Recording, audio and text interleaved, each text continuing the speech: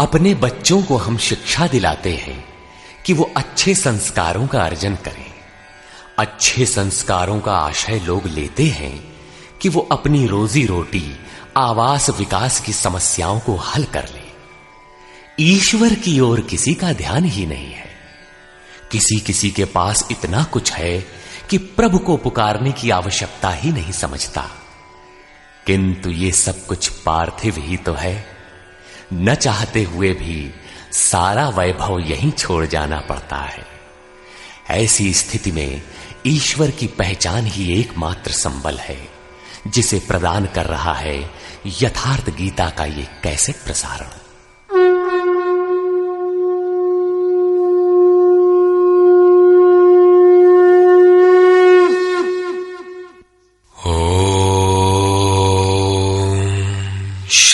परमात्मने नमः। यथार्थ गीता, श्रीमद् भगवद गीता, अथ 10वां। गत अध्याय में योगेश्वर श्री कृष्ण ने गुप्त राज विद्या का चित्रण किया, जो निश्चय ही कल्याण करती है। 10वें अध्याय में उनका कथन है कि महाबाहु अर्जुन, मेरे परम रहस्य युक्त वचन को फिर भी सुन। यहां उसी को दूसरी बार कहने की आवश्यकता क्या है? वस्तुतः साधक को पूर्ति पर्यंत खतरा है। ज्यों-ज्यों वो स्वरूप में ढलता जाता है, प्रकृति के आवरण सूक्ष्म होते जाते हैं, नए नए दृश्य आते हैं। उसकी जानकारी महापुरुष ही देते रहते हैं, वो नहीं जानता। यदि वे मार्गदर्शन करना बंद कर दें तो साधक स्वरूप की उपलब्धि से वंचित रहेगा। जब तक वो स्वरूप से दूर है, तब तक सिद्ध है कि प्रकृति का कोई न कोई आवरण बना है। फिसलने लड़खड़ाने की संभावना बनी रहती है। अर्जुन शरणागत शिष्य है। उसने कहा था, शिष्यस्तेहं शाधिमाम त्वाम प्रपन्नम। भगवान, मैं आपका शिष्य हूं, आपकी शरण हूं, मुझे संभालिए। अतः उसके हित की कामना से योगेश्वर श्री कृष्ण पुनः बोले। श्री भगवान उवाच।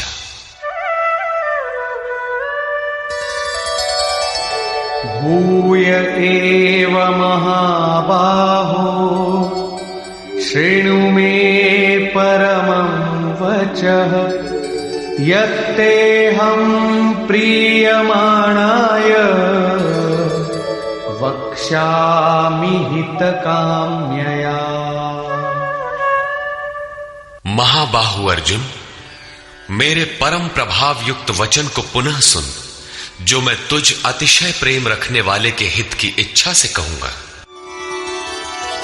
न मे विदुः सुरगणाः प्रभवं न महर्षयः अहमादिर्हि देवानां महर्षीणां च सर्वशः। केवल उन अविनाशी परमात्मा में लगावे, इतने से ही उनका कर्तव्य पूर्ण हो जाता है। निष्कर्ष। इस अध्याय में श्री कृष्ण ने कहा कि अर्जुन, मैं तुझे पुनः उपदेश करूंगा, क्योंकि तू मेरा अतिशय प्रिय है। पहले कह चुके हैं, फिर भी कहने जा रहे हैं, क्योंकि पूर्ति पर्यंत सद्गुरु से सुनने की आवश्यकता रहती है। मेरी उत्पत्ति को न देवता और न महर्षि गण ही जानते हैं, क्योंकि मैं उनका भी आदि कारण हूं। अव्यक्त स्थिति के पश्चात की सार्वभौम अवस्था को वही जानता है जो हो चुका है। जो मुझ अजन्मा, अनादि और संपूर्ण लोकों के महान ईश्वर को साक्षात्कार सहित जानता है, वही ज्ञानी है। बुद्धि, ज्ञान, असम्मूढ़ता, इंद्रियों का दमन, मन का शमन, संतोष, तप, दान और कीर्ति के भाव अर्थात दैवी संपत्ति के उक्त लक्षण मेरी देन है। 7 महर्षिजन अर्थात योग की 7 भूमिकाएं उससे भी पहले होने वाले तदनुरूप अंतःकरण, चतुष्टय और इनके अनुकूल मन जो स्वयंभू है, स्वयं रचयिता है, ये सब मुझ में भाव वाले, लगाव और श्रद्धा वाले हैं, जिनकी संसार में संपूर्ण प्रजा है। ये सब मुझसे ही उत्पन्न है, अर्थात साधनामयी प्रवृत्तियां मेरी ही प्रजा हैं। इनकी उत्पत्ति अपने से नहीं, गुरु से होती है। जो उपर्युक्त मेरी विभूतियों को साक्षात जान लेता है, वह निस्संदेह मुझ में एक ही भाव से प्रवेश करने योग्य है। अर्जुन, मैं ही सबकी उत्पत्ति का कारण हूं, ऐसा जो श्रद्धा से जान लेते हैं, वे अनन्य भाव से मेरा चिंतन करते हैं, निरंतर मुझ में मन, बुद्धि और प्राणों से लगने वाले होते हैं, आपस में मेरा गुण चिंतन और मुझ में रमण करते हैं। उन निरंतर मुझसे संयुक्त हुए पुरुषों को मैं योग में प्रवेश करने वाली बुद्धि प्रदान करता हूं। यह भी मेरी ही देन है। किस प्रकार बुद्धि योग देते हैं? तो अर्जुन, आत्मभावस्थ उनकी आत्मा में जागृत होकर खड़ा हो जाता हूं और उनके हृदय में अज्ञान से उत्पन्न अंधकार को ज्ञान रूपी दीपक से नष्ट करता हूं। अर्जुन ने प्रश्न किया कि भगवान, आप परम पवित्र, सनातन, दिव्य, अनादि और सर्वत्र व्याप्त हैं, ऐसा महर्षिगण कहते हैं, तथा वर्तमान में देवर्षि नारद, देवल, व्यास और आप भी वही कहते हैं। यह सत्य भी है कि आपको न देवता जानते हैं और न दानव, स्वयं आप जिसे जना दें वही जान पाता है। आप ही अपनी विभूतियों को कहने में समर्थ हैं। अतः जनार्दन, आप अपनी विभूतियों को विस्तार से कहिए। पूर्ति पर्यंत इष्ट से सुनते रहने की उत्कंठा बनी रहनी चाहिए। आगे इष्ट के अंतराल में क्या है, उसे साधक क्या जाने। इस पर योगेश्वर श्री कृष्ण ने एक एक करके अपनी प्रमुख विभूतियों का लक्षण संक्षेप में बताया, जिनमें से कुछ तो योग साधन में प्रवेश करने के साथ मिलने वाली अंतरंग विभूतियों का चित्रण है, और शेष कुछ समाज में रिद्धियों सिद्धियों के साथ पाई जाने वाली विभूतियों पर प्रकाश डाला। और अंत में उन्होंने बल देकर कहा, अर्जुन, बहुत कुछ जानने से तेरा क्या प्रयोजन है? इस संसार में जो कुछ भी तेज और ऐश्वर्य युक्त वस्तुएं हैं, वह सब मेरे तेज के अंश मात्र में स्थित हैं। वस्तुतः मेरी विभूतियां अपार हैं। ऐसा कहते हुए योगेश्वर ने इस अध्याय का पटाक्षेप किया। इस अध्याय में श्री कृष्ण ने अपनी विभूतियों की मात्र बौद्धिक जानकारी दी, जिससे अर्जुन की श्रद्धा सब ओर से सिमटकर एक इष्ट में लग जाए। किंतु बंधुओं, सब कुछ सुन लेने और बाल की खाल निकालकर समझ लेने के बाद भी चलकर उसे जानना शेष ही रहता है। यह क्रियात्मक पथ है। संपूर्ण अध्याय में योगेश्वर की विभूतियों का ही वर्णन है। अतः ओम तत्सदिति श्रीमद्भगवद गीता सूपनिषत्सु ब्रह्म विद्यायाम योग शास्त्रे श्री कृष्णार्जुन संवादे विभूति वर्णन योगो नाम 10वां। इस प्रकार स्वामी अड़गड़ानंद कृत श्रीमद्भगवद गीता के भाष्य यथार्थ गीता का 10वां अध्याय पूर्ण होता है। हरि ओम तत्सत।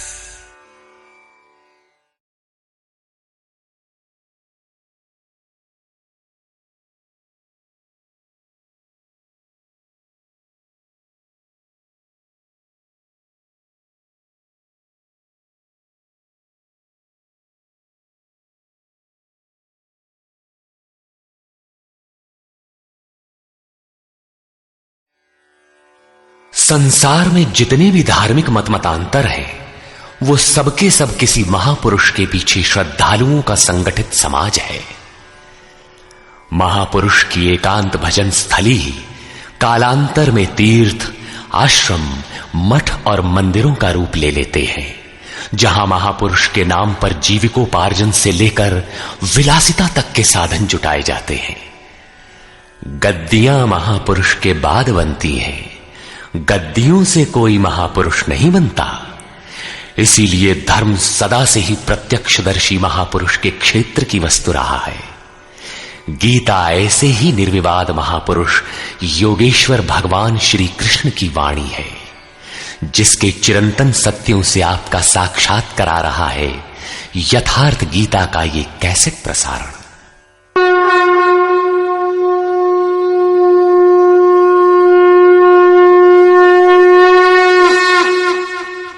ओम श्री परमात्मने नमः।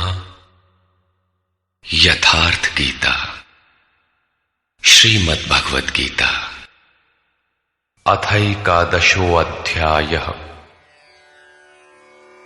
गत अध्याय में योगेश्वर श्री कृष्ण ने अपनी प्रधान प्रधान विभूतियों का संक्षिप्त विवरण प्रस्तुत किया, किंतु अर्जुन को लगा कि उसने विस्तार से सुन लिया है। उसने कहा कि आपकी वाणी सुनने से मेरा सारा मोह नष्ट हो गया, अज्ञान नष्ट हो गया।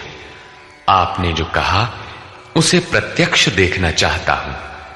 सुनने और देखने में पश्चिम और पूर्व का अंतर है। चलकर देखने पर वस्तु स्थिति कुछ और ही होती है।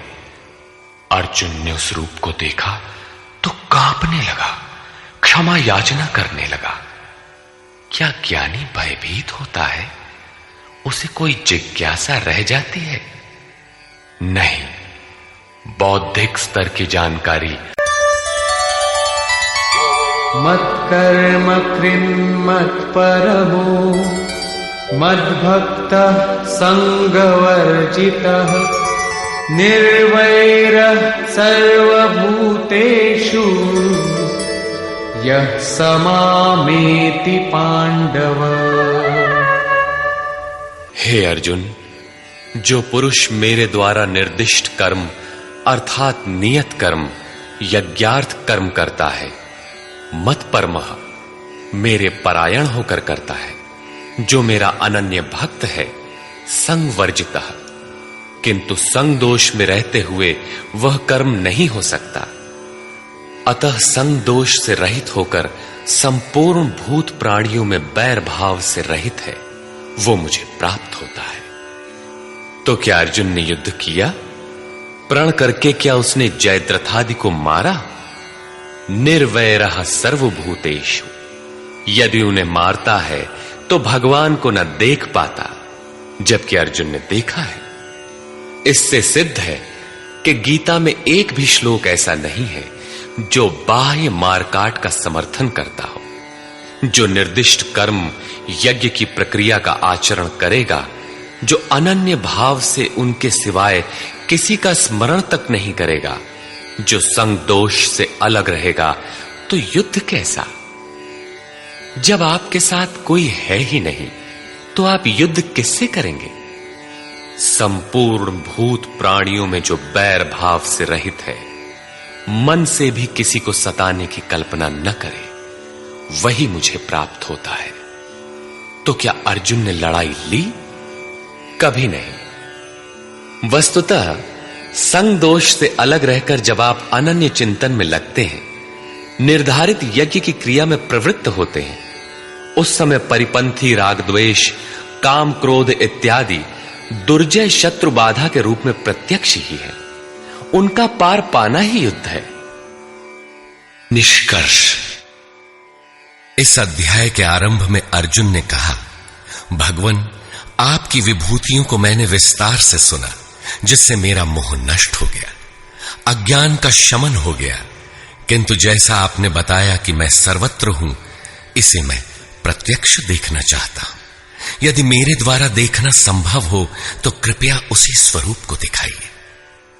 अर्जुन प्रिय सखा था, अनन्य सेवक था। अतएव योगेश्वर श्री कृष्ण ने कोई प्रतिवाद न कर तुरंत दिखाना आरंभ किया कि अब मेरे ही अंदर खड़े सप्तर्षि और उनसे भी पूर्व होने वाले ऋषियों को देख, ब्रह्मा और विष्णु को देख, सर्वत्र फैले मेरे तेज को देख, मेरे ही शरीर में एक स्थान पर खड़े तू चराचर जगत को देख। किंतु अर्जुन आंखें मलता ही रह गया। इसी प्रकार योगेश्वर श्री कृष्ण 3 श्लोकों तक अनवरत दिखाते गए, किंतु अर्जुन को कुछ भी दिखाई नहीं पड़ा। सभी विभूतियां योगेश्वर में उस समय थीं, किंतु अर्जुन को वे सामान्य मनुष्य जैसे ही दिखाई पड़ रहे थे। तब इस प्रकार दिखाते दिखाते योगेश्वर श्री कृष्ण सहसा रुक जाते हैं और कहते हैं, अर्जुन, इन आंखों से तू मुझे नहीं देख सकता, अपनी बुद्धि से तू मुझे परख नहीं सकता।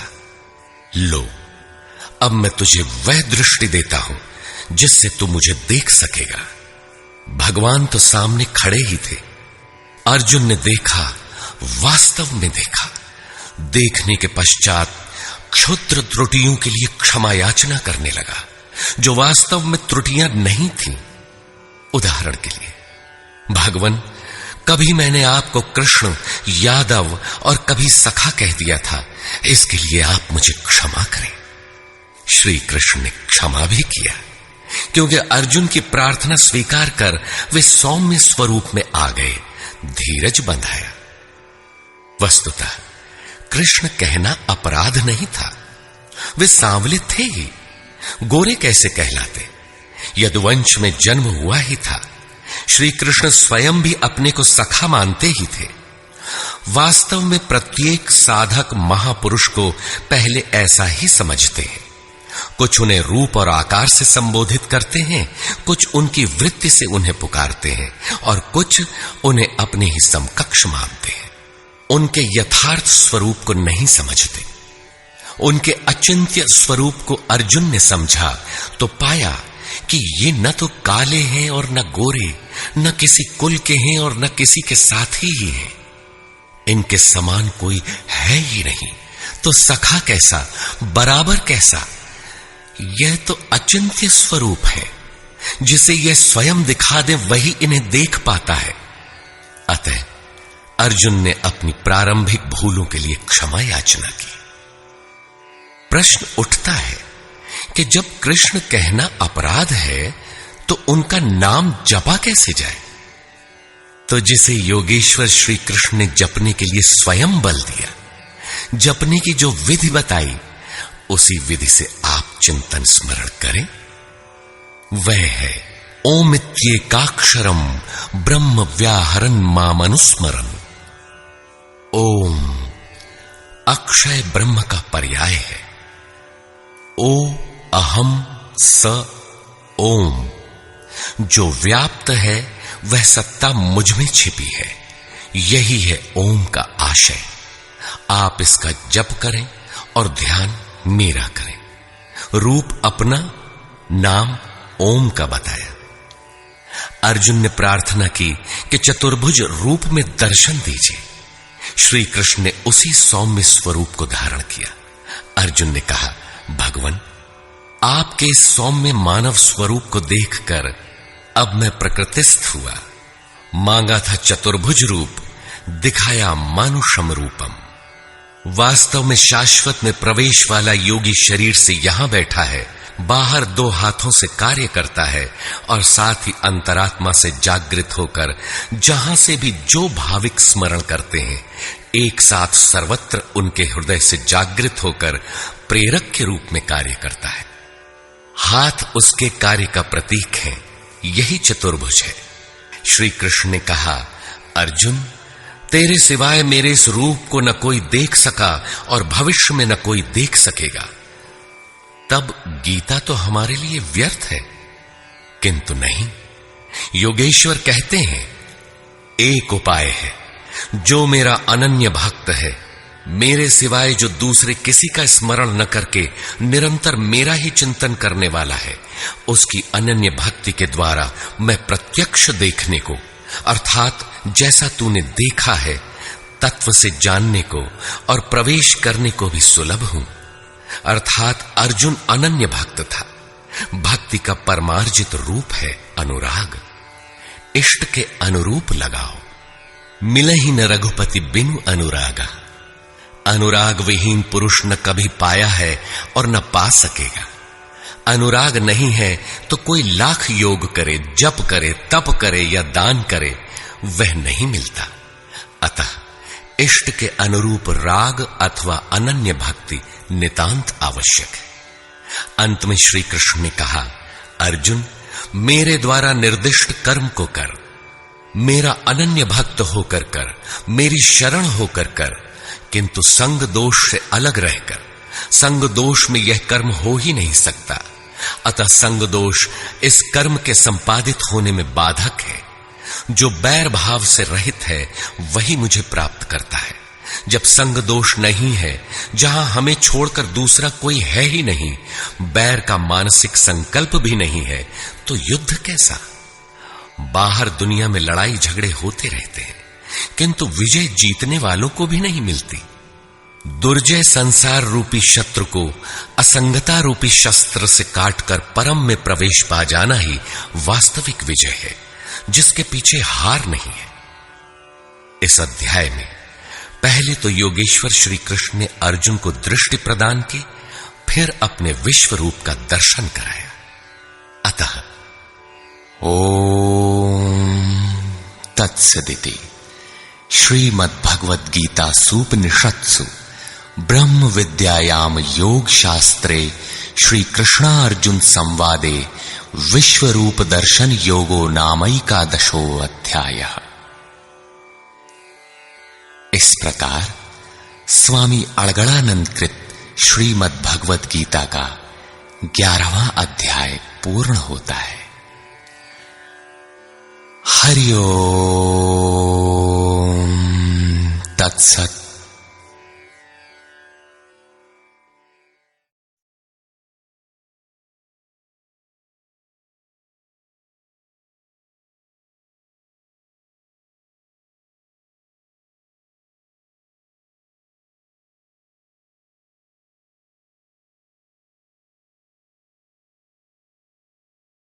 प्रिय है। निष्कर्ष। गत अध्याय के अंत में योगेश्वर श्री कृष्ण ने कहा था कि अर्जुन, तेरे सिवाय न कोई पाया है न पा सकेगा जैसा तूने देखा, किंतु अनन्य भक्ति अथवा अनुराग से जो भजता है वो इसी प्रकार मुझे देख सकता है, तत्व के साथ मुझे जान सकता है और मुझ में प्रवेश भी पा सकता है। अर्थात परमात्मा ऐसी सत्ता है जिसको पाया जाता है। अतः अर्जुन, भक्त बन। अर्जुन ने इस अध्याय में प्रश्न किया कि भगवान, अनन्य भाव से जो आपका चिंतन करते हैं और दूसरे वे जो अक्षर अव्यक्त की उपासना करते हैं, इन दोनों में उत्तम योगवेदता कौन है? योगेश्वर श्री कृष्ण ने बताया कि दोनों मुझे ही प्राप्त होते हैं, क्योंकि मैं अव्यक्त स्वरूप हूं, किंतु जो इंद्रियों को वश में रखते हुए मन को सब ओर से समेटकर अव्यक्त परमात्मा में आसक्त हैं, उनके पथ में क्लेश विशेष है। जब तक देह का अध्यास अर्थात भान है, तब तक अव्यक्त स्वरूप की प्राप्ति दुखपूर्ण है, क्योंकि अव्यक्त स्वरूप तो चित्त के निरोध और विलय काल में मिलेगा। उसके पूर्व उसका शरीर ही बीच में बाधक बन जाता है। मैं हूं, मुझे पाना है कहते कहते अपने शरीर की ही ओर घूम जाता है। उसके लड़खड़ाने की अधिक संभावना है। अतः अर्जुन, तू संपूर्ण कर्मों को मुझ में अर्पण करके अनन्य भक्ति से मेरा चिंतन कर। जो मेरे परायण भक्तजन संपूर्ण कर्मों को मुझ में अर्पण करके मानव शरीरधारी मुझ सगुण योगी के रूप का ध्यान द्वारा तैल धारावत निरंतर चिंतन करते हैं, उनका मैं शीघ्र ही संसार सागर से उद्धार करने वाला हो जाता हूं। अतः भक्ति मार्ग श्रेष्ठ है। अर्जुन, मुझ में मन को लगा, मन न लगे तो भी लगाने का अभ्यास कर। जहां भी चित्त जाए पुनः घसीट कर उसका निरोध कर। यह भी करने में असमर्थ है तो तू कर्म कर। कर्म एक ही है, यज्ञार्थ कर्म। तू कार्यम कर्म करता भर जा, दूसरा न कर। उतना ही कर, पार लगे चाहे न लगे। यदि यह भी करने में असमर्थ है तो स्थित प्रज्ञ आत्मवान तत्वज्ञ महापुरुष की शरण होकर संपूर्ण कर्म फलों का त्याग कर।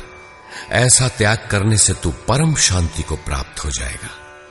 तत्पश्चात परम शांति को प्राप्त हुए भक्त के लक्षण बताते हुए योगेश्वर श्री कृष्ण ने कहा, जो संपूर्ण भूतों में द्वेष भाव से रहित है, जो करुणा से युक्त और दयालु है, ममता और अहंकार से रहित है, वह भक्त मुझे प्रिय है।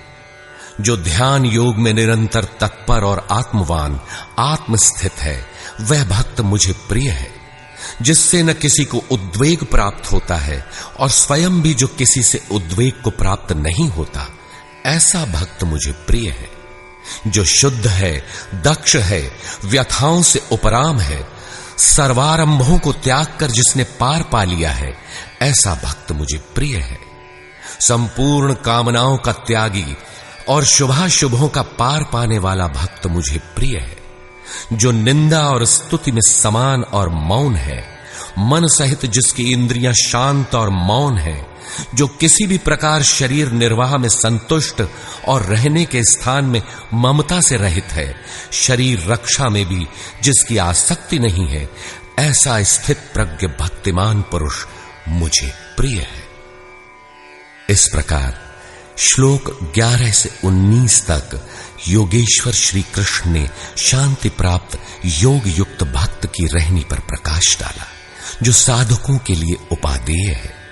अंत में निर्णय देते हुए उन्होंने कहा, अर्जुन, जो मेरे परायण हुए अनन्य श्रद्धा से युक्त पुरुष इस ऊपर कहे हुए धर्ममय अमृत को निष्काम भाव से भली प्रकार आचरण में ढालते हैं, वे भक्त मुझे अतिशय प्रिय है। अतः समर्पण के साथ इस कर्म में प्रवृत्त होना श्रेयतर है, क्योंकि उसके हान लाभ की जिम्मेदारी वह इष्ट सद्गुरु अपने ऊपर ले लेते हैं। यहां श्री कृष्ण ने स्वरूपस्थ महापुरुष के लक्षण बताए, उनकी शरण में जाने को कहा और अंत में अपनी शरण में आने की प्रेरणा देकर उन महापुरुषों के समकक्ष अपने को घोषित किया। श्री कृष्ण एक योगी महात्मा थे। इस अध्याय में भक्ति को श्रेष्ठ बताया गया, अतः इस अध्याय का नामकरण भक्ति योग युक्ति संगत है।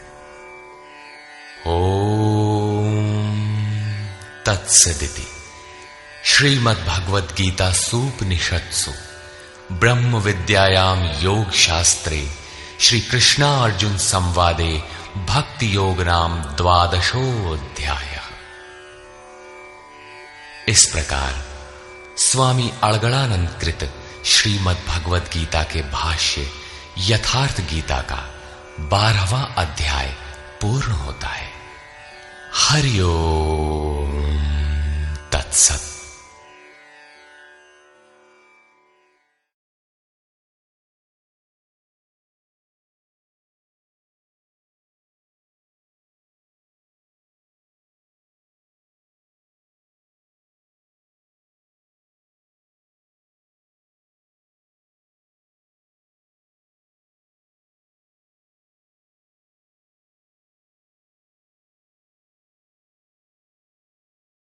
तथा कृत्स्नम् प्रकाशयति भारत। अर्जुन, जिस प्रकार एक ही सूर्य संपूर्ण ब्रह्मांड को प्रकाशित करता है, उसी प्रकार एक ही आत्मा संपूर्ण क्षेत्र को प्रकाशित करता है। अंत में निर्णय देते हैं, क्षेत्र क्षेत्रज्ञयोरेवम् अंतरं ज्ञान चक्षुषा भूत प्रकृति मोक्षंच ये विदुर्यान्ति ते परम्।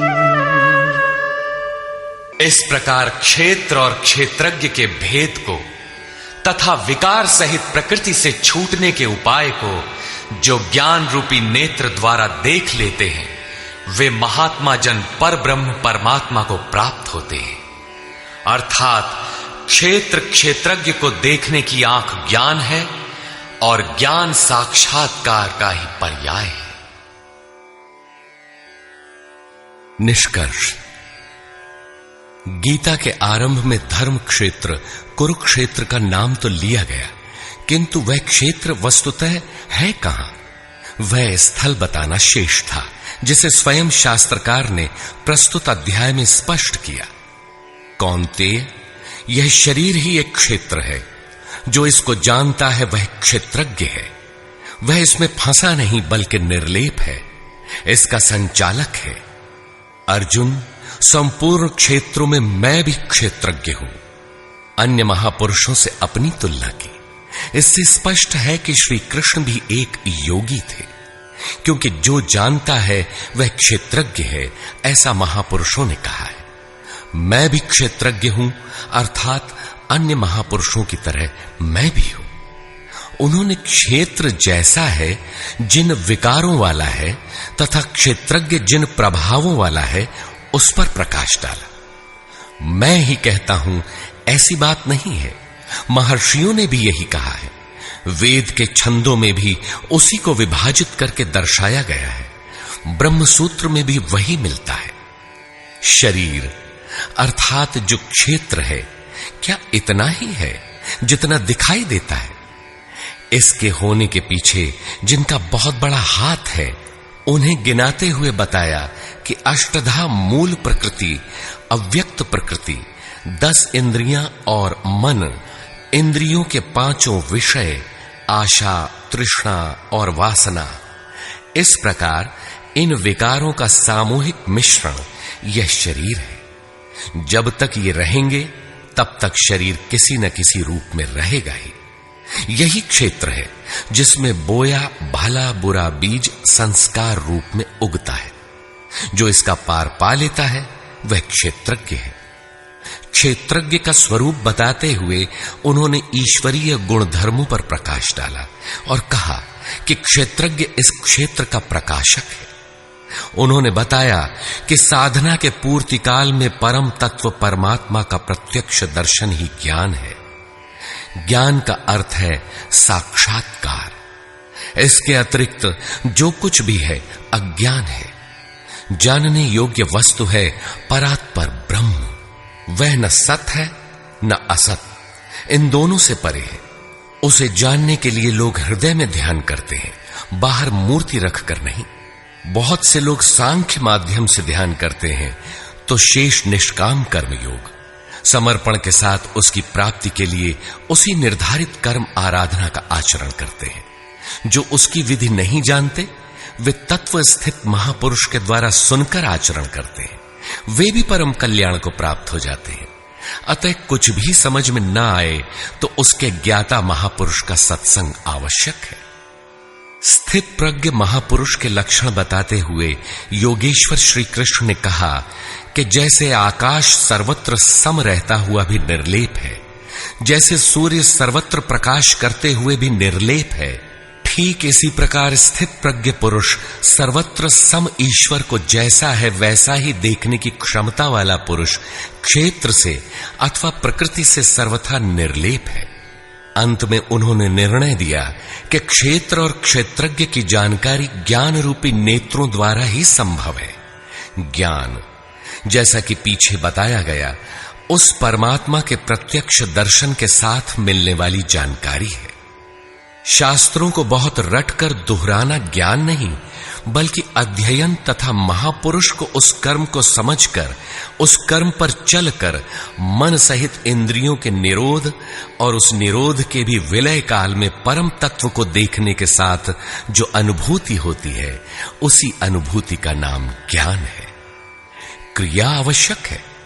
इस अध्याय में मुख्यतः क्षेत्रज्ञ का विस्तार से वर्णन किया गया। वस्तुतः क्षेत्र का स्वरूप व्यापक है। शरीर कहना तो सरल है, किंतु शरीर का संबंध कहां तक है? तो समग्र ब्रह्मांड मूल प्रकृति का विस्तार है। अनंत अंतरिक्षों तक आपके शरीर का विस्तार है। उनसे आपका जीवन ऊर्जस्वी है। उनके बिना आप जी नहीं सकते। यह भूमंडल, विश्व, जगत, देश, प्रदेश और आपका यह दिखाई देने वाला शरीर उस प्रकृति का एक टुकड़ा भी नहीं है। इस प्रकार क्षेत्र का ही इस अध्याय में विस्तार से वर्णन है। अतः ओम तत्सदिति श्रीमद् भगवद गीता सूपनिषत्सु ब्रह्म विद्यायाम योग शास्त्रे श्री कृष्णार्जुन संवादे क्षेत्र क्षेत्रज्ञ विभाग योगो नाम त्रयोदशोऽध्यायः। इस प्रकार स्वामी अड़गड़ानंद कृत श्रीमद् भगवद गीता के भाष्य यथार्थ गीता का 13वां अध्याय पूर्ण होता है। हरि ओम तत्सत।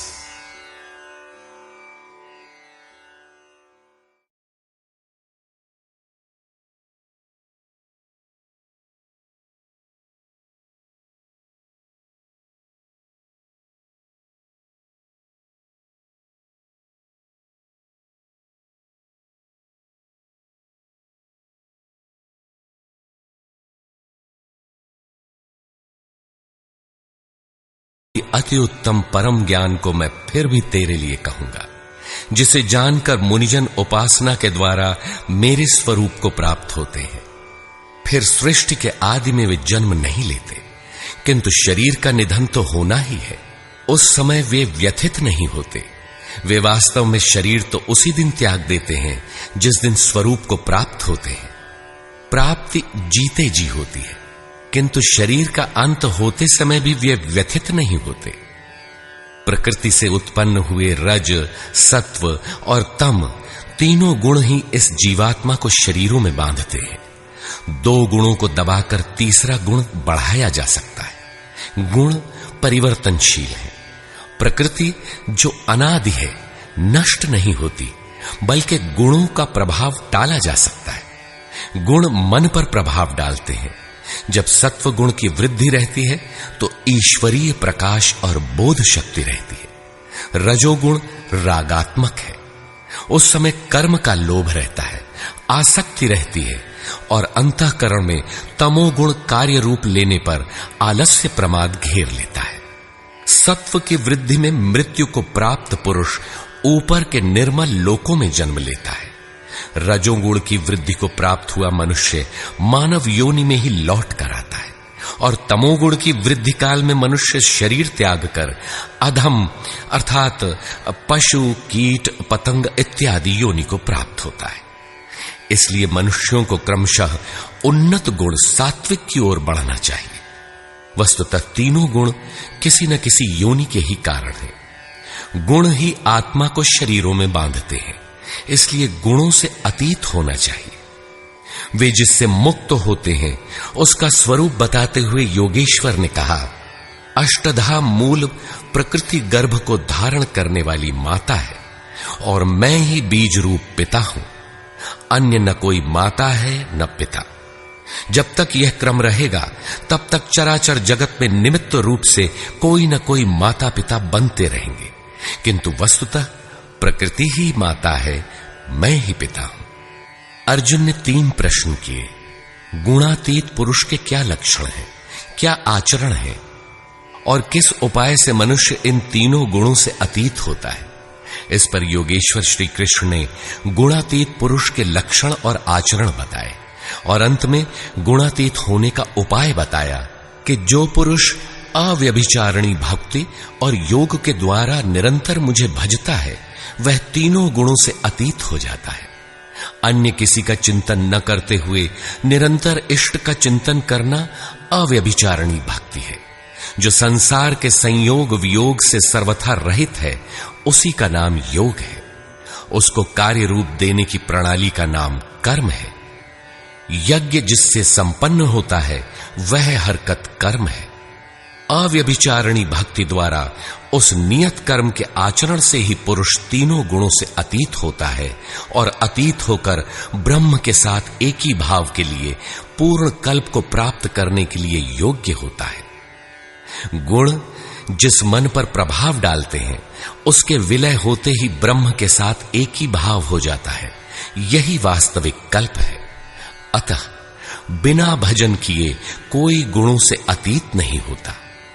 अंत में योगेश्वर श्री कृष्ण निर्णय देते हैं, वह गुणातीत पुरुष जिस ब्रह्म के साथ एक ही भाव में स्थित होता है उस ब्रह्म का, अमृत तत्व का, शाश्वत धर्म का और अखंड एक रस आनंद का मैं ही आश्रय हूं, अर्थात प्रधान करता हूं। अब तो श्री कृष्ण चले गए, अब वह आश्रय तो चला गया। तब तो बड़े संशय की बात है, वह आश्रय अब कहां मिलेगा। लेकिन नहीं, श्री कृष्ण ने अपना परिचय दिया है कि वे एक योगी थे, स्वरूपस्थ महापुरुष थे। शिष्यस्ते अहम शाधिमाम त्वाम प्रपन्नम। अर्जुन ने कहा, मैं आपका शिष्य हूं, आपकी शरण हूं, मुझे संभालिए। स्थान स्थान पर श्री कृष्ण ने अपना परिचय दिया, स्थित प्रज्ञ महापुरुष के लक्षण बताए और उनसे अपनी तुलना की। अतः स्पष्ट है कि श्री कृष्ण एक महात्मा योगी थे। अब यदि आपको अखंड एक रस आनंद, शाश्वत धर्म अथवा अमृत तत्व की आवश्यकता है तो इन सब की प्राप्ति के स्रोत एकमात्र सद्गुरु हैं। सीधे पुस्तक पढ़कर इसे कोई नहीं पा सकता। जब वही महापुरुष आत्मा से अभिन्न होकर रथी हो जाते हैं तो शनैः शनैः अनुरागी को संचालित करते हुए उसके स्वरूप तक, जिनमें वे स्वयं प्रतिष्ठित हैं, पहुंचा देते हैं। वही एकमात्र माध्यम है। इस प्रकार योगेश्वर श्री कृष्ण ने अपने को सबका आश्रय बताते हुए इस 14वें अध्याय का समापन किया, जिसमें गुणों का विस्तार से वर्णन है। अतः ओम तत्सदिति श्रीमद्भगवद गीता सूपनिषत्सु ब्रह्म विद्यायाम योग शास्त्रे श्री कृष्णार्जुन संवादे गुणत्रय विभाग योगो नाम चतुर्दशोऽध्यायः। इस प्रकार स्वामी अड़गड़ानंद कृत श्रीमद्भगवद गीता के भाष्य यथार्थ गीता का 14वां अध्याय पूर्ण हुआ। हरि ओम तत्सत्।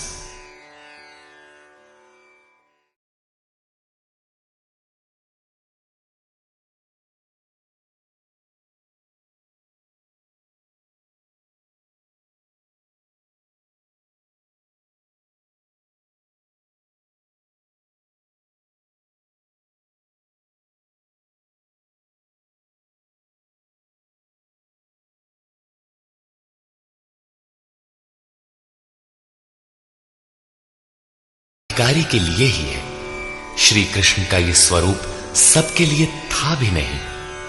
कोई उन्हें राजा, कोई दूत तो कोई यादव ही मानता था, किंतु अधिकारी अर्जुन से उन्होंने कोई दुराव नहीं रखा। उसने पाया कि वो परम सत्य पुरुषोत्तम नहीं, दुराव रखते तो उसका कल्याण ही ना होता। यही विशेषता प्राप्ति वाले प्रत्येक महापुरुष में पाई गई। रामकृष्ण परमहंस देव एक बार बहुत प्रसन्न थे। भक्तों ने पूछा, आज तो आप बहुत प्रसन्न हैं? बोले, आज मैं वो परमहंस हो गया। उनके समकालीन कोई अच्छे महापुरुष परमहंस थे, उनकी ओर संकेत किया। कुछ देर बाद वो मन क्रम वचन से विरक्ति की आशा से अपने पीछे लगे साधकों से बोले, देखो, अब तुम लोग संदेह न करना, मैं वही राम हूं जो त्रेता में हुए थे, वही कृष्ण हूं जो द्वापर में हुए थे। मैं उन्हीं की पवित्र आत्मा हूं, वही स्वरूप हूं। यदि पाना है तो मुझे देखो। ठीक इसी प्रकार पूज्य गुरु महाराज भी सबके सामने कहा करते थे, हो, हम भगवान के दूत हैं। जे सचहू का संत है वो भगवान का दूत है, हमारे द्वारा ही उनका संदेशा मिलता है। पूज्य महाराज जी सबसे तो इतना ही कहते थे, न किसी विचार का खंडन न मंडन, किंतु जो विरक्ति में पीछे लगे थे उनसे कहते थे, केवल मेरे स्वरूप को देखो। यदि तुम्हें उस परम तत्व की चाह है तो मुझे देखो, संदेह मत करो। बहुतों ने संदेह किया तो उनको अनुभव में दिखाकर उन बाह्य विचारों से हटाकर अपने स्वरूप में लगाया। वे अद्यावधि महापुरुष के रूप में अवस्थित हैं। इसी प्रकार श्री कृष्ण की अपनी स्थिति गोपनीय तो थी, किंतु अपने अनन्य भक्त पूर्ण अधिकारी अनुरागी अर्जुन के प्रति उन्होंने उसे प्रकाशित किया। हर भक्त के लिए संभव है, महापुरुष लाखों को उस रास्ते पर चला देते हैं। निष्कर्ष, इस अध्याय के आरंभ में योगेश्वर श्री कृष्ण ने बताया कि संसार एक वृक्ष है, पीपल जैसा वृक्ष है। पीपल एक उदाहरण मात्र है। ऊपर इसका मूल परमात्मा और नीचे प्रकृति पर्यंत इसकी शाखाएं प्रशाखाएं हैं। जो इस वृक्ष को मूल सहित विदित कर लेता है वह वेदों का ज्ञाता है। इस संसार वृक्ष की शाखाएं ऊपर और नीचे सर्वत्र व्याप्त हैं और मूलानि, उसकी जड़ों का जाल भी ऊपर और नीचे सर्वत्र व्याप्त है, क्योंकि वह मूल ईश्वर है और वही बीज रूप से प्रत्येक जीव हृदय में निवास करता है। योगेश्वर श्री कृष्ण के अनुसार संसार वृक्ष है जिसका मूल सर्वत्र है और शाखाएं सर्वत्र हैं। कर्मानुबंधीनि मनुष्य लोके, कर्मों के अनुसार केवल मनुष्य योनि में बंधन तैयार करता है, बांधता है। अन्य योनियां तो इन्हीं कर्मों के अनुसार भोग भोगती हैं। अतः दृढ़ वैराग्य रूपी शस्त्र द्वारा इस संसार रूपी पीपल के वृक्ष को तू काट और उस परम पद को ढूंढ जिसमें गए हुए महर्षि पुनर्जन्म को प्राप्त नहीं होते। कैसे जाना जाए कि संसार वृक्ष कट गया? योगेश्वर कहते हैं कि जो मान और मोह से सर्वथा रहित है, जिसने संग दोष जीत लिया है, जिसकी कामनाएं निवृत्त हो गई हैं और जो द्वंद्व से मुक्त है, वह पुरुष उस परम तत्व को प्राप्त होता है। उस परम पद को न सूर्य, न चंद्रमा और न अग्नि ही प्रकाशित कर पाते हैं। वह स्वयं प्रकाश रूप है जिसमें गए हुए पीछे लौट कर नहीं आते। वह मेरा परम धाम है जिसे पाने का अधिकार सबको है, क्योंकि यह जीवात्मा मेरा ही शुद्ध अंश है। शरीर का त्याग करते समय जीवात्मा मन और पांचों ज्ञानेंद्रियों के कार्यकलापों को लेकर नए शरीर को धारण करता है। संस्कार सात्विक है तो सात्विक स्तर पर पहुंच जाता है, राजसी है तो मध्यम स्थान पर और तामसी रहने पर जघन्य योनियों तक पहुंच जाता है तथा इंद्रियों के अधिष्ठाता मन के माध्यम से विषयों को देखता और भोगता है। यह दिखाई नहीं पड़ता, इसे देखने की दृष्टि ज्ञान है। कुछ याद कर लेने का नाम ज्ञान नहीं है। योगी जन हृदय में चित्त को समेटकर प्रयत्न करते हुए ही उसे देख पाते हैं। अतः ज्ञान साधन गम्य है। हां, अध्ययन से उसके प्रति रुझान उत्पन्न होती है। संशय युक्त अकृतात्मा लोग प्रयत्न करते हुए भी उसे देख नहीं पाते। यहां प्राप्ति वाले स्थान का चित्रण है। अतः उस अवस्था की विभूतियों का प्रवाह स्वाभाविक है। उन पर प्रकाश डालते हुए योगेश्वर श्री कृष्ण कहते हैं कि सूर्य और चंद्रमा में मैं ही प्रकाश हूं, अग्नि में मैं ही तेज हूं, मैं ही प्रचंड अग्नि रूप से 4 विधियों से परिपक्व होने वाले अन्न को पचाता हूं। श्री कृष्ण के शब्दों में अन्न एकमात्र ब्रह्म है। अन्नम ब्रह्मेति व्यजानात्, जिसे प्राप्त कर यह आत्मा तृप्त हो जाती है। बैखरी से परापर्यंत अन्न पूर्ण परिपक्व होकर पच जाता है, वह पात्र भी खो जाता है। इस अन्न को मैं ही पचाता हूं, अर्थात सद्गुरु जब तक रथी न हो तब तक यह उपलब्धि नहीं होती। इस पर बल देते हुए योगेश्वर श्री कृष्ण पुनः कहते हैं कि संपूर्ण प्राणियों के अंतर्देश में स्थित होकर मैं ही स्मृति दिलाता हूं। जो स्वरूप विस्मृत था उसकी स्मृति दिलाता हूं। स्मृति के साथ मिलने वाला ज्ञान भी मैं ही हूं। उसमें आने वाली बाधाओं का निदान भी मुझसे होता है। मैं ही जानने योग्य हूं और विदित हो जाने के बाद जानकारी का अंत करता भी मैं ही हूं। कौन किसे जाने? मैं वेदवित् हूं। अध्याय के प्रारंभ में कहा, जो संसार वृक्ष को मूल सहित जानता है वह वेदवित् है। किंतु उसको काटने वाला ही जानता है। यहां कहते हैं मैं भी वेदविद हूं, उन वेदविदों में अपनी भी गणना करते हैं। अतः श्री कृष्ण भी यहां वेदविद पुरुषोत्तम है, जिसे पाने का अधिकार मानव मात्र को है। अंत में उन्होंने बताया कि लोक में 2 प्रकार के पुरुष हैं। भूतादिकों के संपूर्ण शरीर क्षर है, मन की कूटस्थ अवस्था में यही पुरुष अक्षर है, किंतु है द्वंद्वात्मक और इससे भी परे जो परमात्मा परमेश्वर अव्यक्त और अविनाशी कहा जाता है, वह वस्तुतः अन्य ही है। यह क्षर अक्षर से परे वाली अवस्था है, यही परम स्थिति है। इससे संगत करते हुए कहते हैं कि मैं भी क्षर अक्षर से परे वही हूं, इसलिए लोग मुझे पुरुषोत्तम कहते हैं। इस प्रकार उत्तम पुरुष को जो जानते हैं, वे ज्ञानी भक्तजन सदैव सब ओर से मुझे ही भजते हैं। उनकी जानकारी में अंतर नहीं है। अर्जुन, यह अत्यंत गोपनीय रहस्य मैंने तेरे प्रति कहा। प्राप्ति वाले महापुरुष सबके सामने नहीं कहते, किंतु अधिकारी से दुराव भी नहीं रखते। अगर दुराव करेंगे तो वह पाएगा कैसे? इस अध्याय में आत्मा की 3 स्थितियों का चित्रण क्षर, अक्षर और अति उत्तम पुरुष के रूप में स्पष्ट किया गया, जैसा इससे पहले किसी अन्य अध्याय में नहीं है। अतः ओम तत्सदिति श्रीमद् भगवद गीता सूपनिषत्सु ब्रह्म विद्यायाम योग शास्त्रे श्री कृष्ण अर्जुन संवादे पुरुषोत्तम योगो नाम 15 अध्यायः। इस प्रकार स्वामी अड़गड़ानंद कृत श्रीमद् भगवद गीता के भाष्य यथार्थ गीता का 15वां अध्याय पूर्ण होता है।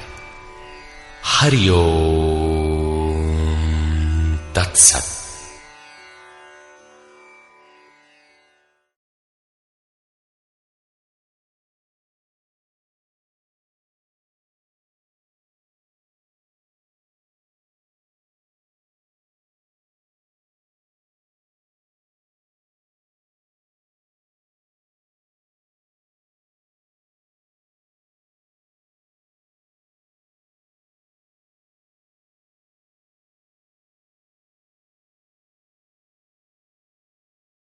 अंतरों तक आसुरी योनि को प्राप्त हुए मुझे न प्राप्त होकर पहले से भी अति नीच गति को प्राप्त होते हैं, जिसका नाम नरक है। अब देखें नरक का उद्गम क्या है। त्रिविधं नरकस्येदं द्वारं नाशनमात्मनः कामः क्रोधस्तथा लोभस्तस्मादेतत्त्रयं त्यजेत्। काम, क्रोध और लोभ ये 3 प्रकार के नरक के मूल द्वार हैं। ये आत्मा का नाश करने वाले, उसे अधोगति में ले जाने वाले हैं।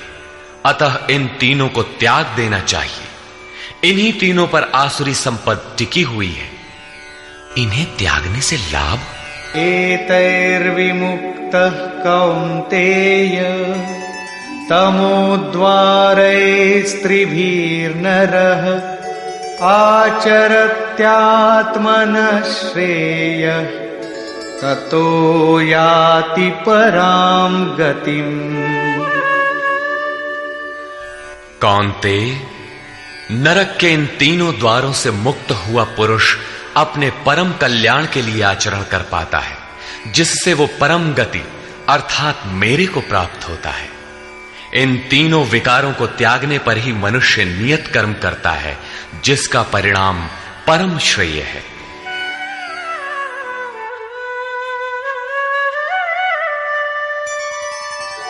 यः शास्त्रविधिमुत्सृज्य वर्तते कामकारतः न स सिद्धिमवाप्नोति न सुखम न पराम गतिम। जो पुरुष उपर्युक्त शास्त्र विधि को त्याग कर अपनी इच्छा से बरतता है, वो न सिद्धि को प्राप्त होता है, न परम गति को और न सुख को ही प्राप्त होता है। अर्थात वो शास्त्र इदम गुह्यतमम शास्त्रम, गीता स्वयं पूर्ण शास्त्र है जिसे स्वयं श्री कृष्ण ने बताया है। तस्मात् शास्त्रं प्रमाणन्ते कार्याकार्यव्यवस्थितौ ज्ञात्वा शास्त्रविधानोक्तं कर्म कर्तुमिहार्हसि। इसलिए अर्जुन, तेरे लिए इस कर्तव्य और अकर्तव्य की व्यवस्था में कि मैं क्या करूं क्या न करूं, इसकी व्यवस्था में शास्त्र ही एक प्रमाण है। ऐसा जानकर शास्त्र विधि से नियत किए हुए कर्म को ही तुझे करना योग्य है। अध्याय 3 में भी योगेश्वर श्री कृष्ण ने नियतम कुरु कर्म त्वम, नियत कर्म पर बल दिया और बताया कि यज्ञ की प्रक्रिया ही वो नियत कर्म है और वो यज्ञ आराधना की विधि विशेष का चित्रण है जो मन का सर्वथा निरोध करके शाश्वत ब्रह्म में प्रवेश दिलाता है। यहां उन्होंने बताया कि काम, क्रोध और लोभ नरक के 3 प्रमुख द्वार हैं। इन तीनों को त्याग देने पर ही उस कर्म का अर्थात नियत कर्म का आरंभ होता है, जिसे मैंने बार बार कहा जो परम श्रेय, परम कल्याण दिलाने वाला आचरण है।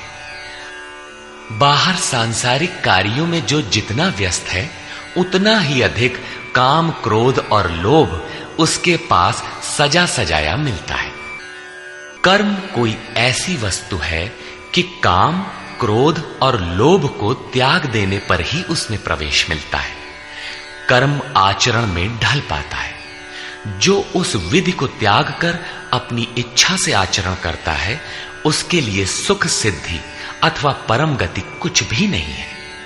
अब कर्तव्य और अकर्तव्य की व्यवस्था में शास्त्र ही एकमात्र प्रमाण है।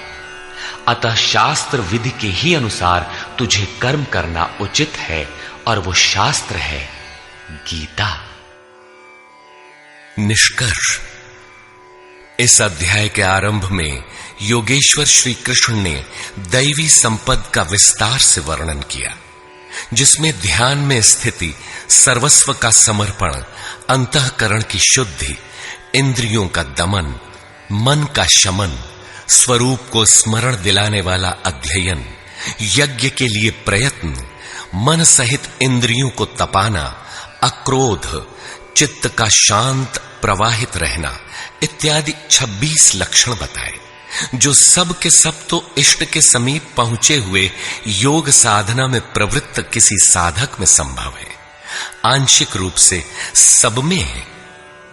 तदनंतर उन्होंने आसुरी संपद में प्रधान 4-6 विकारों का नाम लिया, जैसे अभिमान, दंभ, कठोरता, अज्ञान इत्यादि, और अंत में निर्णय दिया कि अर्जुन, दैवी संपत्ति तो विमोक्षाय, पूर्ण निवृत्ति के लिए है, परम पद की प्राप्ति के लिए है, और आसुरी संपत्ति बंधन और अधोगति के लिए है।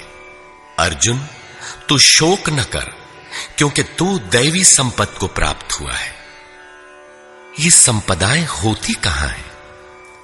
उन्होंने बताया कि इस लोक में मनुष्यों के स्वभाव 2 प्रकार के होते हैं, देवताओं जैसा और असुरों जैसा। जब दैवी संपत्ति का बाहुल्य होता है तो मनुष्य देवताओं जैसा होता है, और जब आसुरी संपत्ति का बाहुल्य होता है तो मनुष्य असुरों जैसा है। सृष्टि में बस मनुष्यों की 2 ही जाति हैं, चाहे वह कहीं पैदा हुआ हो, कुछ भी कहलाता हो। तत्पश्चात उन्होंने आसुरी स्वभाव वाले मनुष्यों के लक्षणों का विस्तार से उल्लेख किया। आसुरी संपत्ति को प्राप्त पुरुष कर्तव्य कर्म में प्रवृत्त होना नहीं जानता और अकर्तव्य कर्म से निवृत्त होना नहीं जानता। वह कर्म में जब प्रवृत्ति ही नहीं हुआ तो न उसमें सत्य होता है, न शुद्धि और न आचरण ही होता है। उसके विचार में जगत आश्रय रहित बिना ईश्वर के अपने आप स्त्री पुरुष के संयोग से उत्पन्न हुआ है। अतः केवल भोग भोगने के लिए है, इससे आगे क्या है? यह विचार कृष्ण काल में भी था, सदैव रहा है। केवल चार्वाक ने कहा हो ऐसी बात नहीं है। जब तक जनमानस में दैवी आसुरी संपद का उतार चढ़ाव है तब तक रहेगा। श्री कृष्ण कहते हैं, वे मंद बुद्धि वाले पुरुष सबका अहित अर्थात कल्याण का नाश करने के लिए ही जगत में पैदा होते हैं। वे कहते हैं, मेरे द्वारा यह शत्रु मारा गया, उसे मारूंगा। इस प्रकार अर्जुन, काम क्रोध के आश्रित वे पुरुष शत्रुओं को नहीं मारते, बल्कि अपने और दूसरों के शरीर में स्थित मुझ परमात्मा से द्वेष करने वाले हैं। तो क्या अर्जुन ने प्रण करके जयद्रथादि को मारा? यदि मारता है तो आसुरी संपद वाला है, उन परमात्मा से द्वेष करने वाला है। जबकि अर्जुन को श्री कृष्ण ने स्पष्ट कहा कि तू दैवी संपद को प्राप्त हुआ है, शोक मत कर। यहां भी स्पष्ट हुआ कि ईश्वर का निवास सबके हृदय देश में है। स्मरण रखना चाहिए कि कोई तुम्हें सतत देख रहा है, अतः सदैव शास्त्र निर्दिष्ट क्रिया का ही आचरण करना चाहिए, अन्यथा दंड प्रस्तुत है। योगेश्वर श्री कृष्ण ने पुनः कहा कि आसुरी स्वभाव वाले क्रूर मनुष्यों को मैं बारंबार नरक में गिराता हूं। नरक का स्वरूप क्या है? तो बताया, बारंबार नीच अधम योनियों में गिरना एक दूसरे का पर्याय है। यही नरक का स्वरूप है। काम, क्रोध और लोभ नरक के 3 मूल द्वार हैं। इन तीनों पर ही आसुरी संपत्ति टिकी हुई है।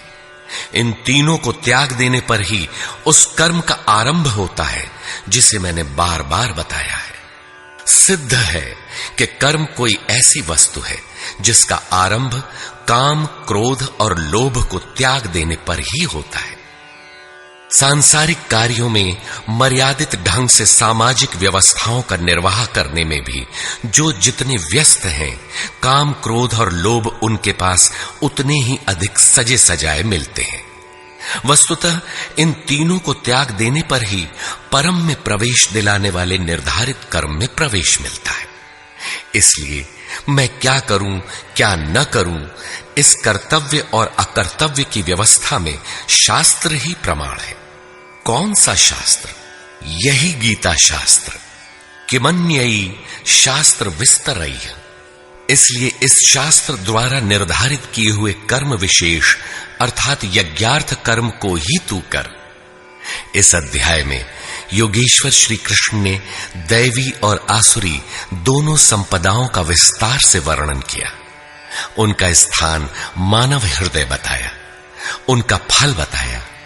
अतः ओम तत्सदिति श्रीमद् भगवद गीता सूपनिषत्सु ब्रह्म विद्यायाम योग शास्त्रे श्री कृष्णार्जुन संवादे दैवासुर संपद विभाग योगो नाम षोडशो अध्याय।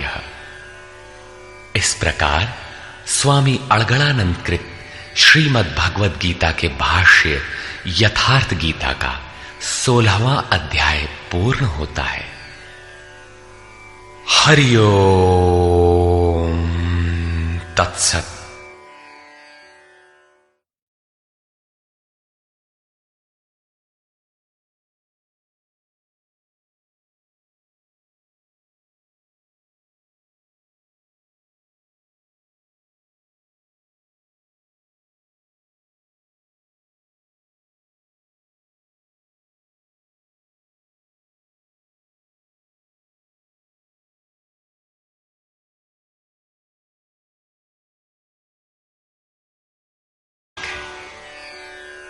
निष्कर्ष। अध्याय के आरंभ में ही अर्जुन ने प्रश्न किया कि भगवान जो शास्त्र विधि को त्याग कर और श्रद्धा से युक्त होकर यजन करते हैं, अर्थात लोग भूत भवानी अन्यान्य पूजते ही रहते हैं, तो उनकी श्रद्धा कैसी है? सात्विकी है, राजसी है अथवा तामसी? इस पर योगेश्वर श्री कृष्ण ने कहा, अर्जुन, यह पुरुष श्रद्धा का स्वरूप अर्थात पुतला है। कहीं न कहीं उनकी श्रद्धा होगी ही। जैसी श्रद्धा वैसा पुरुष, जैसी वृत्ति वैसा पुरुष। उनकी वह श्रद्धा सात्विकी, राजसी और तामसी 3 प्रकार की होती है। सात्विकी श्रद्धा वाले देवताओं को राजसी श्रद्धा वाले यक्ष अर्थात जो यश शौर्य प्रदान करें, राक्षसों अर्थात जो सुरक्षा दे सके का पीछा करते हैं, और तामसी श्रद्धा वाले भूत प्रेतों को पूजते हैं। शास्त्र विधि से रहित इन पूजाओं द्वारा ये तीनों प्रकार के श्रद्धालु शरीर में स्थित भूत समुदाय अर्थात अपने संकल्पों और हृदय देश में स्थित मुझ अंतर्यामी को भी कृश करते हैं, न कि पूजते हैं। उन सबको निश्चय ही तू असुर जान, अर्थात भूत प्रेत यक्ष राक्षस तथा देवताओं को पूजने वाले असुर हैं। देवता प्रसंग को श्री कृष्ण ने यहां तीसरी बार उठाया है। पहले अध्याय 7 में उन्होंने कहा कि अर्जुन, कामनाओं ने जिनका ज्ञान हर लिया है वही मूढ़ बुद्धि अन्य देवताओं को पूजा करते हैं। दूसरी बार अध्याय 9 में उसी प्रश्न को दोहराते हुए कहा, जो अन्यान्य देवताओं की पूजा करते हैं वे भी मुझे ही पूजते हैं, किंतु उनका वह पूजन अविधि पूर्वक अर्थात शास्त्र में निर्धारित विधि से भिन्न है, अतः वह नष्ट हो जाता है। यहां अध्याय 17 में उन्हें आसुरी स्वभाव वाला कहकर संबोधित किया। श्री कृष्ण के शब्दों में एक परमात्मा की ही पूजा का विधान है। तदनंतर योगेश्वर श्री कृष्ण ने 4 प्रश्न लिए। आहार, यज्ञ, तप और दान। आहार 3 प्रकार के होते हैं। सात्विक पुरुष को तो आरोग्य प्रदान करने वाले, स्वाभाविक प्रिय लगने वाले स्निग्ध आहार प्रिय होते हैं। राजस पुरुष को कड़वे, तीक्ष्ण, उष्ण, चटपटे, रोगवर्धक आहार प्रिय होते हैं। तामस पुरुष को जूठा, बासी और अपवित्र आहार प्रिय होता है। शास्त्र विधि से निर्दिष्ट यज्ञ अर्थात जो आराधना की अंतः क्रियाएं हैं, जो मन का निरोध करता है, फलाकांक्षा से रहित, वह यज्ञ सात्विक है।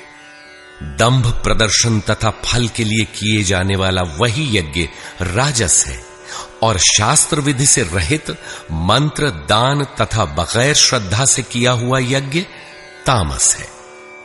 परम देव परमात्मा में प्रवेश दिलाने वाली सारी योग्यताएं जिनमें हैं, उन प्राज्ञ सद्गुरु की अर्चना, सेवा और अंतःकरण से अहिंसा, ब्रह्मचर्य और पवित्रता के अनुरूप शरीर को तपाना शरीर का तप है। सत्य, प्रिय और हितकर बोलना वाणी का तप है, और मन को कर्म में प्रवृत्त रखना, इष्ट के अतिरिक्त विषयों के चिंतन में मन को मौन रखना मन संबंधी तप है। मन, वाणी और शरीर तीनों मिलाकर इस ओर तपाना सात्विक तप है। राजस तप में कामनाओं के साथ उसी को किया जाता है, जबकि तामस तप शास्त्र विधि से रहित स्वेच्छाचार है।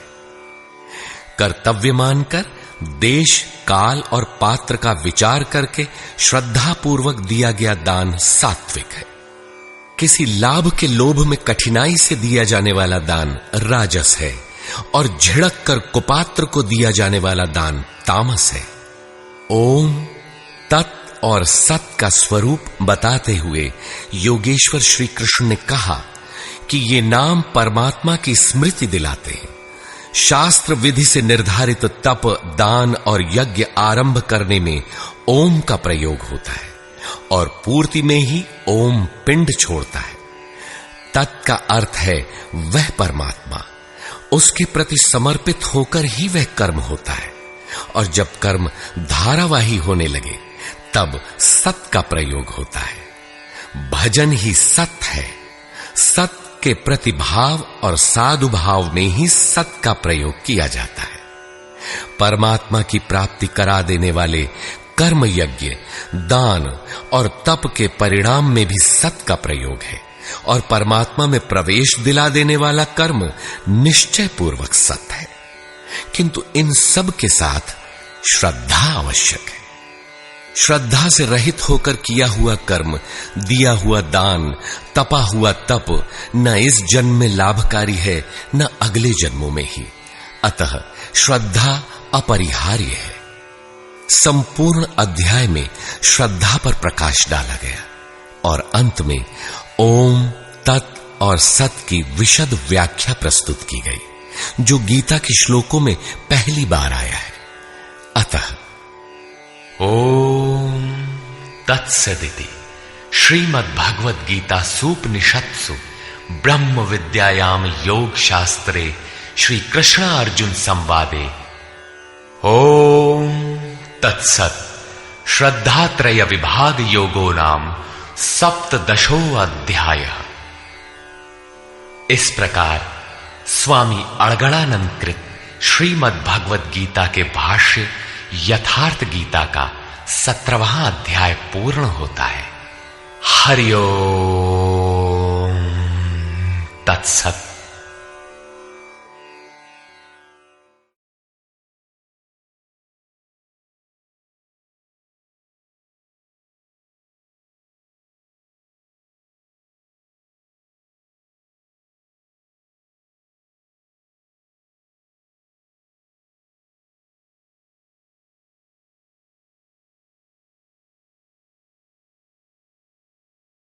इंद्रियों की दृढ़ता ही गांडीव है, अर्थात स्थिरता के साथ ध्यान धरने वाला महात्मा अर्जुन है। वहीं पर श्री, ऐश्वर्य, विजय जिसके पीछे हार नहीं है, ईश्वरीय विभूति और चल संसार में अचल रहने वाली नीति है, ऐसा मेरा मत है। आज तो धनुर्धर अर्जुन है नहीं। ये नीति, विजय, विभूति तो अर्जुन तक सीमित रह गई। तत्सामयिक थी यह तो द्वापर में ही समाप्त हो गई। लेकिन ऐसी बात नहीं है। योगेश्वर श्री कृष्ण ने बताया कि मैं सबके हृदय देश में निवास करता हूं। आपके हृदय में भी वे हैं। अनुराग ही अर्जुन है। अनुराग आपके अंतःकरण की इष्टोन्मुख लगन का नाम है। यदि ऐसा अनुराग आप में है तो सदैव वास्तविक विजय है, और अचल स्थिति दिलाने वाली नीति भी सदैव रहेगी, न कि कभी थी। जब तक प्राणी रहेंगे, परमात्मा का निवास उनके हृदय देश में रहेगा। विकल आत्मा उसे पाने का इच्छुक होगा, और उनमें से जिसके भी हृदय में उसे पाने का अनुराग उमड़ेगा, वही अर्जुन की श्रेणी वाला होगा। क्योंकि अनुराग ही अर्जुन है, अतः मानव मात्र इसका प्रत्याशी बन सकता है। निष्कर्ष, यह गीता का समापन अध्याय है। आरंभ में ही अर्जुन का प्रश्न है, प्रभु, मैं त्याग और सन्यास के भेद और स्वरूप को जानना चाहता हूं। योगेश्वर श्री कृष्ण ने इस पर प्रचलित 4 मतों की चर्चा की। इनमें एक सही भी था। इससे मिलता जुलता ही निर्णय योगेश्वर श्री कृष्ण ने दिया कि यज्ञ, दान और तप किसी काल में त्यागने योग्य नहीं है। ये मनीषियों को भी पवित्र करने वाले हैं। इन तीनों को रखते हुए इनके विरोधी विकारों का त्याग करना ही वास्तविक त्याग है। यह सात्विक त्याग है। फल की इच्छा के साथ त्याग राजस है। मोहवश नियत कर्म का ही त्याग करना तामस त्याग है। और सन्यास त्याग की ही चरमोत्कृष्ट अवस्था है। नियत कर्म और ध्यान जनित सुख सात्विक है। इंद्रियों और विषयों का भोग राजस है, और तृप्तिदायक अन्न की उत्पत्ति से रहित दुखद सुख तामस है। मनुष्य मात्र के द्वारा शास्त्र के अनुकूल अथवा प्रतिकूल कार्य होने में 5 कारण हैं। कर्ता अर्थात मन, पृथक पृथक करण अर्थात जिनके द्वारा किया जाता है। शुभ पार लगता है तो विवेक, वैराग्य, शम, दम करण है। अशुभ पार लगता है तो काम, क्रोध, राग, द्वेष इत्यादि करण होंगे। नाना प्रकार की इच्छाएं अर्थात इच्छाएं अनंत हैं, सब पूर्ण नहीं हो सकती। केवल वह इच्छा पूर्ण होती है जिसके साथ आधार मिल जाता है। चौथा कारण है आधार अर्थात साधन, और पांचवा हेतु है दैव अर्थात प्रारब्ध या संस्कार। प्रत्येक कार्य के होने में यही 5 कारण हैं। फिर भी जो कैवल्य स्वरूप परमात्मा को कर्ता मानता है वह मूल बुद्धि यथार्थ नहीं जानता, अर्थात भगवान नहीं करते, जबकि पीछे कह आए हैं कि अर्जुन तू निमित्त मात्र होकर खड़ा भर रहे, कर्ता धर्ता तो मैं हूं। अंततः उन महापुरुष का आशय क्या है? वस्तुतः प्रकृति और पुरुष के बीच एक आकर्षण सीमा है। जब तक मनुष्य प्रकृति में बरतता है तब तक माया प्रेरणा करती है, और जब वह इससे ऊपर उठकर इष्ट को समर्पित हो जाता है और वह इष्ट जब हृदय देश से रथी हो जाता है फिर भगवान करते हैं। ऐसे स्तर पर अर्जुन था, संजय भी था, और सबके लिए इस अर्थात कक्षा में पहुंचने का विधान है। अतः यहां भगवान प्रेरणा करते हैं। पूर्ण ज्ञाता महापुरुष, जानने की विधि और ज्ञेय परमात्मा, इन तीनों के संयोग से कर्म की प्रेरणा मिलती है। इसलिए किसी अनुभवी महापुरुष अर्थात सद्गुरु के सानिध्य में समझने का प्रयास करना चाहिए। वर्ण व्यवस्था के प्रश्न को चौथी बार लेते हुए योगेश्वर श्री कृष्ण ने बताया कि इंद्रियों का दमन, मन का शमन, एकाग्रता, शरीर, वाणी और मन को इष्ट के अनुरूप तपाना, ईश्वरीय जानकारी का संचार, ईश्वरीय निर्देशन पर चलने की क्षमता इत्यादि ब्रह्म में प्रवेश दिलाने वाली योग्यताएं ब्राह्मण श्रेणी के कर्म है। शौर्य, पीछे न हटने का स्वभाव, सब भावों पर स्वामी भाव, कर्म में प्रवृत्त होने की दक्षता क्षत्रिय श्रेणी का कर्म है। इंद्रियों का संरक्षण, आत्मिक संपत्ति का संवर्धन इत्यादि वैश्य श्रेणी के कर्म है, और परिचर्या शूद्र श्रेणी का कर्म है।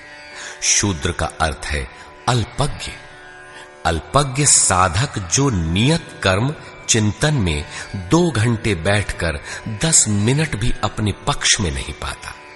शरीर अवश्य बैठा है, लेकिन जिस मन को टिकना चाहिए वह तो हवा से बातें कर रहा है। ऐसे साधक का कल्याण कैसे हो? उसे अपने से उन्नत अवस्था वालों की अथवा सद्गुरु की सेवा करनी चाहिए। शनैः शनैः उसमें भी संस्कारों का सृजन होगा, वह गति पकड़ लेगा। अतः इस अल्पज्ञ का कर्म सेवा से ही प्रारंभ होगा। कर्म एक ही है, नियत कर्म, चिंतन। उसके कर्ता की 4 श्रेणियां अति उत्तम, उत्तम, मध्यम और निकृष्ट ही ब्राह्मण, क्षत्रिय, वैश्य और शूद्र हैं। मनुष्य को नहीं बल्कि गुणों के माध्यम से कर्म को 4 भागों में बांटा गया। गीतोक्त वर्ण इतने में ही है।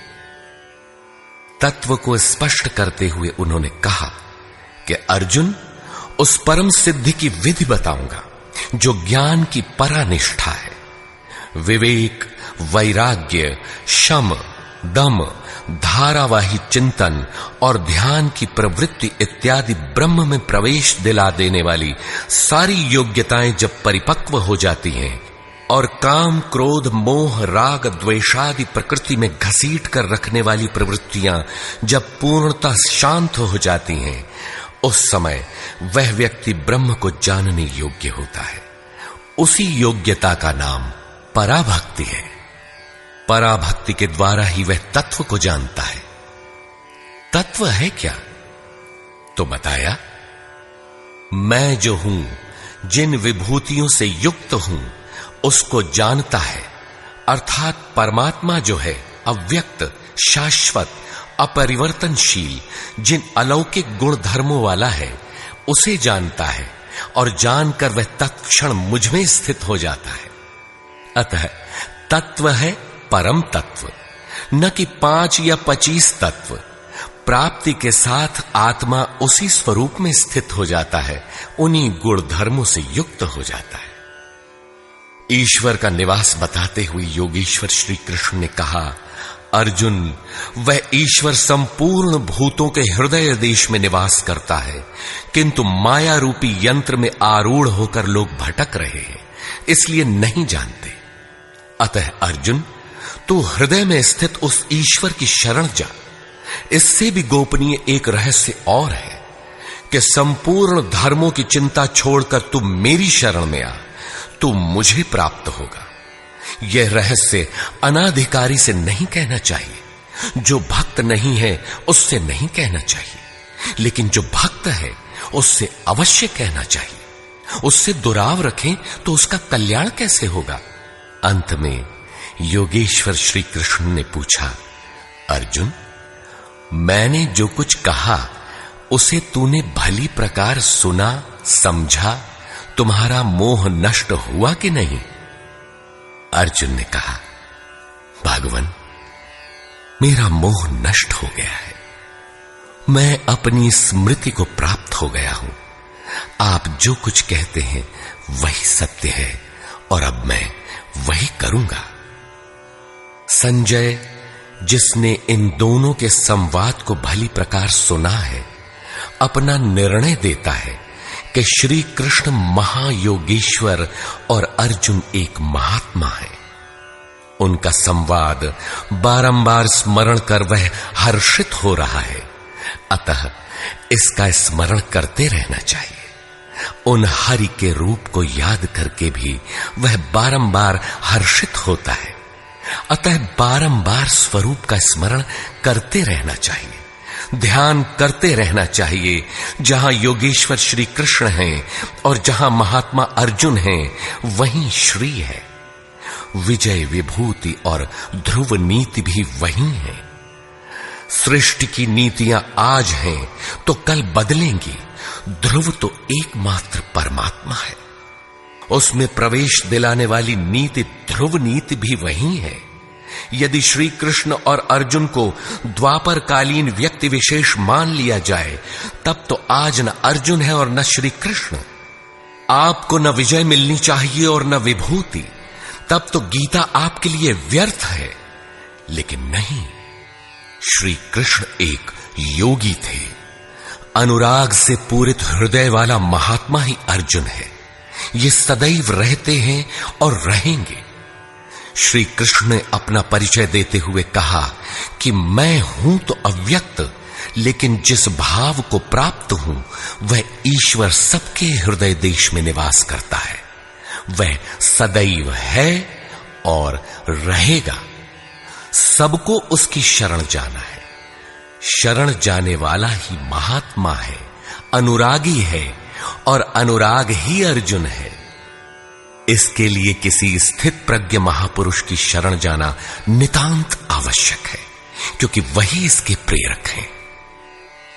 इस अध्याय में सन्यास का स्वरूप स्पष्ट किया गया कि सर्वस्व का न्यास ही सन्यास है। केवल बाना धारण कर लेना सन्यास नहीं है, बल्कि इसके साथ एकांत का सेवन करते हुए नियत कर्म में अपनी शक्ति समझकर अथवा समर्पण के साथ सतत प्रयत्न अपरिहार्य है। प्राप्ति के साथ संपूर्ण कर्मों का त्याग ही सन्यास है, जो मोक्ष का पर्याय है। यही सन्यास की पराकाष्ठा है।